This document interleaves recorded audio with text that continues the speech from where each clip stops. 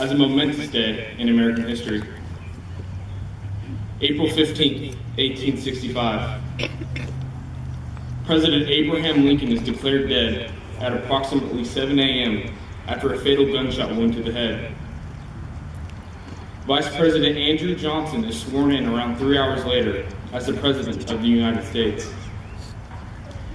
Nevertheless, this story isn't about Abraham Lincoln, nor his successor, Andrew Johnson, but rather the example Andrew Johnson bestowed upon us.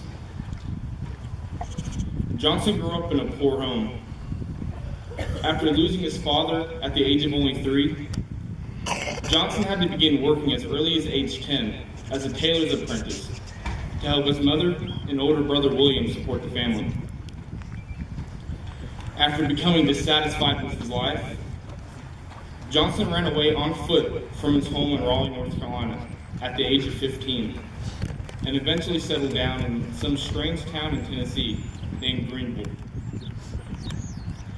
Johnson dealt with there in Greenville. Johnson began an unconventional political career that moved him from alderman of Tennessee to congressman of Tennessee to the vice president of the United States. Johnson dealt with more hardship and overcame more obstacles than most of us here today. Yet several years after losing his father, giving up on his educational aspirations, running away on his bare feet to a town in northeast Tennessee, and being faced with the aftermath of one of the most trying times in American history, Andrew Johnson became the 17th President of the United States.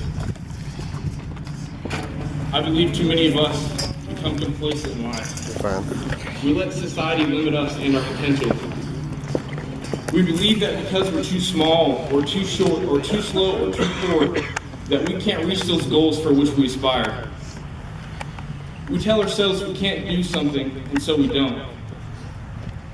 We tell ourselves we can't be someone, and so we won't. We can all learn something from Andrew Johnson.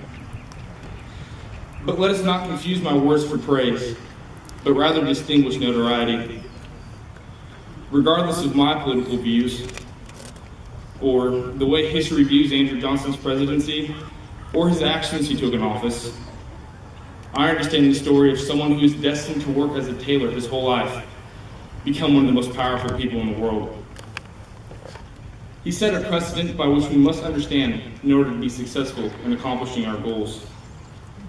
We must understand that nothing is impossible if we believe in our ability and know that God is watching down on us, helping us through those obstacles relative to those Andrew Johnson faced, and reminding us that even though we are slow and short and small and poor, we can accomplish great things in our lives. My message to you today, my peers, is to never sell yourself short. If you believe in yourself, you can accomplish those goals.